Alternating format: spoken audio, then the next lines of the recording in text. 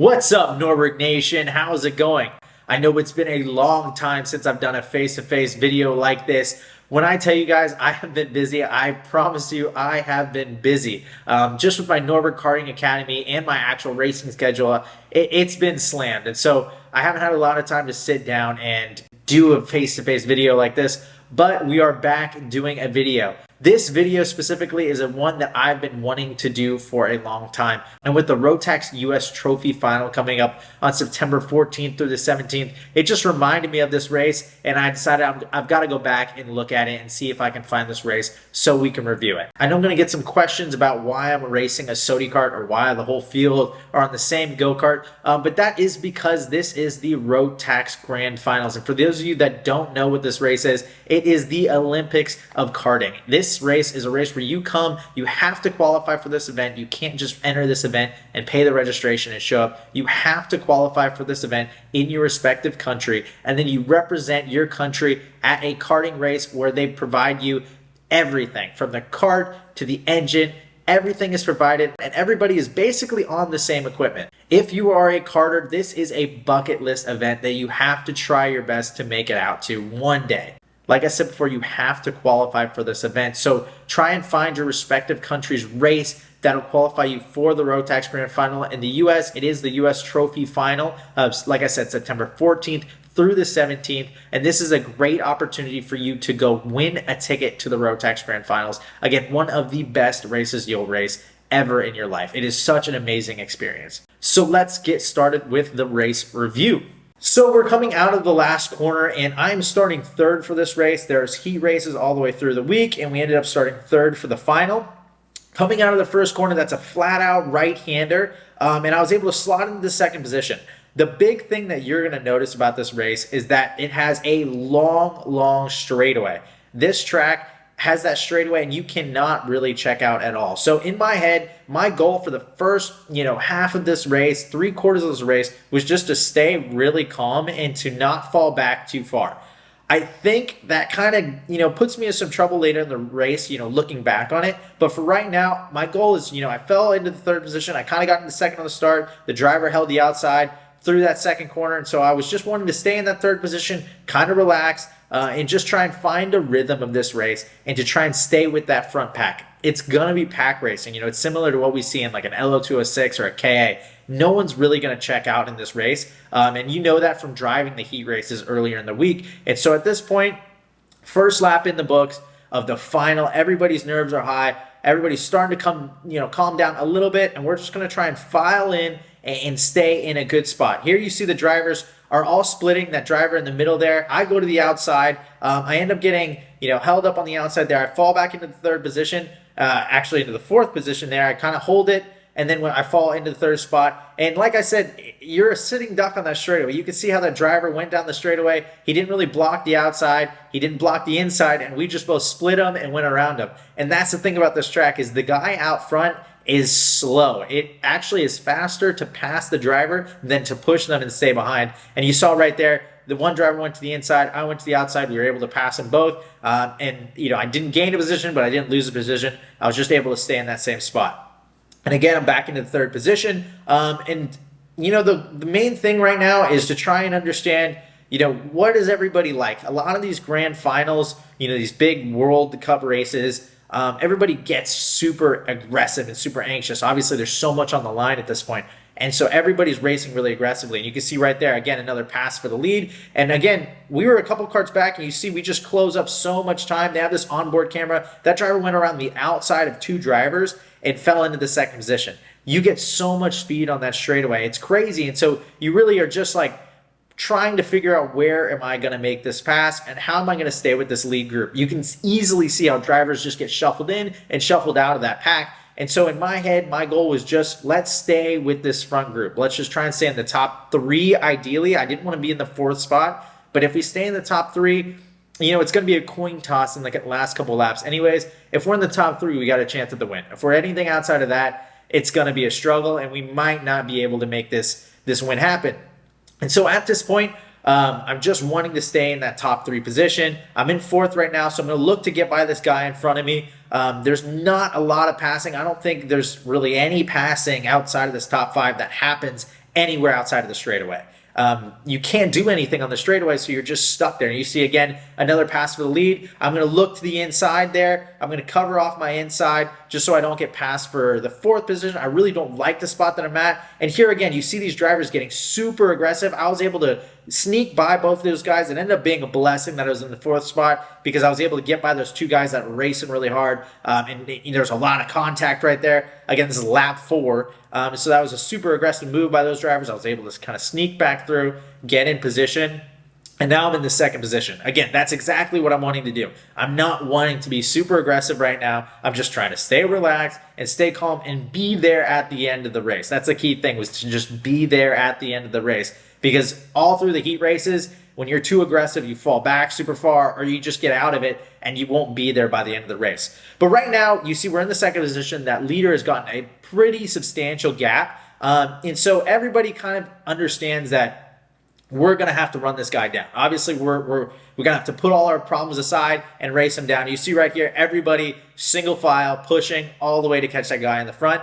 And we catch a lot on that straightaway. You can already see that gap's probably half at this point. And that's the thing. You cannot check out at this racetrack. And so right here, we're closing in on that leader. I know once I catch this guy, I have to take the lead, which is a good thing and a bad thing. It's a good thing because, yeah, you want to be leading the race, you want to be up front, but it's a bad thing in the sense that you know that as soon as you get on the straightaway, everybody's going to go back around you. And so it's one place that I wanted to be in, and I also don't want to be in because you're just kind of a sitting duck. And so we're catching the guys. The guys behind me are nice, and they're working with me, and so we're able to really close down a lot of this. You can see, again, that there's not a lot of racing going on anywhere in the racetrack. It is strictly just passing on the straightaway. And so that's what we're doing. We're just sticking in a line, and we're going down the straightaway together. Again, we're closing a lot of that gap. You can see the leader, he's looking back. He's expecting a pass, and just like that, 2 laps, he had about, 3/4 of a second lead, and we've already passed him. He's actually back into 3rd position now. And so now I'm into the lead. Again, this is a decent spot to be in. It's a little early in the race, but at this point, you're just wanting to stay in that front group. So it's going to shuffle. You're going to be in and out of the lead a lot. But as long as you're in and out of the lead and not out of the lead, that's a good spot to be in. And so right now, I'm just trying to stay with the lead pack, stay in the lead. Obviously, I'm shuffling to the front. I'm not even really going to defend that much anywhere around this racetrack. I think I maybe defended a little bit after I got the lead. That next little chicane section, I kind of blocked going into there. But I know where the pass is going to happen. It's going to happen on the straightaway. They're not going to pass me here. So I'm just going to sit there and wait and try and see if I can maybe hold this lead off a little bit. I'm going to come down the straightaway. I'm going to go to the inside and try and block. But we'll see how that holds up. Obviously, I come up a little bit, and right there I cut down. And honestly, that was probably the best attack on the straightaway that's possible. And it's kind of like when you see, the NASCAR drivers at Talladega or NASCAR where they're switching lanes. And that was like the best way to defend that straightaway is when you're getting pushed by one group and you just wait for the next group to come over and you kind of cut them off and you switch lanes kind of last second. The only thing is you're really risking getting pushed wide, or you pull out in front of a train that's coming at you, you're going to get pushed off the track. So you've got to play that smart. And so right there I was kind of able to muscle that one. But again, these guys are going to get wise to that. I'm not going to be able to do that a second time because this is one of the only tracks I've ever been at in my life where even if you defend the inside, they're just going to go around the outside of you. And so again, I was able to hold it off. I was able to lead a couple laps there, which is good. And then at this point, I had a bit of a lead, which honestly hurt me more than it helped me, because here you see I tried to make my decision and cut them off, and they were just able to motor around the outside of me. They were able to get a gap, and that really gave them the right, draft up to me, where before, if they're just pushing me all through that first corner, they really are limited on their options, where when they have a little bit of space, I obviously have to block earlier than they can catch up to me, and it makes it a lot clearer where they're going to go. The nice part about getting passed on the outside like that, if there is a nice part, is that you do cover the inside, which is big. If you cover the inside, there are a few more guys that are trying to get in that train that are going around the outside that aren't going to be able to clear. And you see there that I fell back into the 3rd position. Again, that's not a bad spot for me. At this point, I'm just trying to stay calm and with this group. And that was something that maybe I was too calm, but I'm watching a lot of the drivers around me and they're passing super aggressively. And they're, when we're going through the corners, you don't see it a whole lot on the camera, but there's a lot of these guys that are going side by side. They're bumping a lot. And it's one of those things where it's like, let's not do that. Let's try and stay out of that. My whole goal is just to survive for the end of the race. And so this is one of those opportunities where I was like, I felt in control, as in the sense that everybody else was being super panicky and I was just wanting to stay calm and stay with this front group. And I was able to do that. I would go to the lead, I'd go back to third, I'd go back to lead, go back to second. And it was just kind of this up and forth battle. And I was able to stay kind of in control of what I wanted to be in. And so you see here, we're still in the third position. The leader, again, kind of gets out. This kid was pretty fast. But again, it didn't really matter how fast you were. I mean, I remember noticing drivers that were like significantly, not faster, but good through the infield or whatever. And it was like, in the end, it was a wash. Anyways, we're going to go by you on the straightaway. So it didn't matter to pay attention to all these nuances through the infield because we're just going to go by you on the outside of the straightaway. So, just be ready for that. And so right here, you see the driver goes down to the inside. I follow him through. Nothing that driver can do on the outside there. He falls back into third. I go back into the second position. And at this point, again, you see like that, like where they're just like bumping you off the corner. It was just like a little weird to me. It seemed like everybody was just anxious, right? So we come off the corner and just getting hit like that. You're like, it's a little strange to be hit after a pass like that. But nonetheless, we're staying in that group. My game plan is working. I'm staying with the front group. I'm staying with this leader here. And this kid, again, he was another fast driver throughout the week. So I was like, oh, maybe I can work with him. Kind of overshot that move there. I went into the corner a little bit deep, and it ended up helping me a little bit in the sense that the drivers behind me started racing. There you see, again, I kind of overdrove the corner trying to make up for my mistakes. And that's not ideal for, going on in the straightaway there. But you can see this driver, he taps his helmet and he said, like, let's go together, let's work together, and let's push this guy. He was a little bit too far ahead of the guy that he was signaling to, but he ends up working with me a little bit. He pushed me, and then he goes around the outside, I went around the inside, and so we were able to slot back into that first and second position. And again, at this point, back in the lead, my game plan's working out. I'm staying, just kind of shuffling through these drivers. The one thing, though, that I'm paying attention to is what's going on behind me a little bit. When I look back, I normally see a sea of orange go-karts, which is crazy. You look back and you don't see this in like a 125, tag senior class. You never see a big pack like that, hardly ever. And so in this case, when you look back and you see 10, 15 go-karts for a world championship, it is quite like aggressive. It's like, oh wow, I really need to stay in this front group. And so at this point, I'm looking back and you can kind of see I take these big look backs on the straightaway, and it's because I'm trying to see past the driver behind me.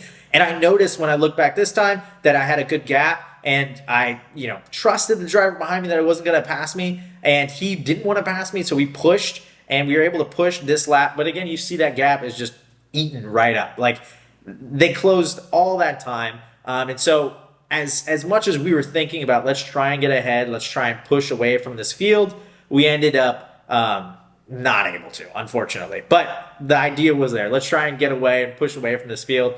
Back out in the lead, though, and so obviously I know this next lap I'm getting passed. So, got to keep that in mind. Got to understand that I got to slot back in here and make something happen. I don't want to fall too far back, because there is that just pack of drivers. I keep saying a pack of drivers behind us. And so I'm just trying to stay, with the front group. I don't want to fall back too far. And so we get onto the straightaway. Again, I come out, take a big look back. There is a train of go-karts behind me. I can't even see the end of it, so I know there's a ton of drivers. And so we're going down to the hairpin right here. I defend a little bit. I defend all the way to there, and then the drivers kind of go up the inside of me. The leader there holds me out, and right there you see contact, race is done. So that's the end of my grand finals right there. But the goal for me was to try and, let these drivers go. But the leader, he kind of held me up on the outside. He wanted to just kind of keep me there. He didn't want me holding the outside of him. So he kept me there. And I was like, okay, I'll just, slot back in, let this other driver come through. And then he just made contact with me, that third place driver, and right into my side pod, and both, we both went off the track. And you can see here, the leader kind of does hold me out to the outside. You see the driver on the inside. I had enough room, but then he just goes, maybe he understeers into me. I don't know what he was thinking, if that was, his decision or what it was, but that was the end of our race, unfortunately. So that's the thing about this race, is that it is so close. It is one of these races that a lot of the time the leaders don't check out. Even if you are not the fastest driver, I can count, a couple times that I know drivers that won the race when they really weren't even the fastest driver on the racetrack. And that's the thing about this race, is it keeps it so even that, in the end, the drivers that are the smartest and that can keep their car clean, those are the drivers that win the race. And that's the ROTAX Grand Finals. It is one of the most fun races you can race in the world. I mean, it is a crazy fun race. But that's it for today's video. Thank you guys so much for watching. Please make sure to like and subscribe to the channel. Comment what you would do differently in this race to maybe win the race, maybe handle this race a little bit differently. Just let me know what you guys think, what I did wrong in this race that put me in this spot. Make sure to pick up your Nürburgring Nation merch. It helps me out a lot knowing that you guys support this channel. Make sure to follow me on my Instagram, my Facebook, and my TikTok. I post a lot of awesome racing content on there, and you can follow and keep up with all of my racing as I go on through the year through those. And then finally, if you guys want coaching and you want a one-on-one experience with me, make sure to check out the Nürburgring Karting Academy. That is where I host everybody for coaching events. So please make sure to check that out as well. Once again, thank you guys so much for watching, and I'll see you in the next one.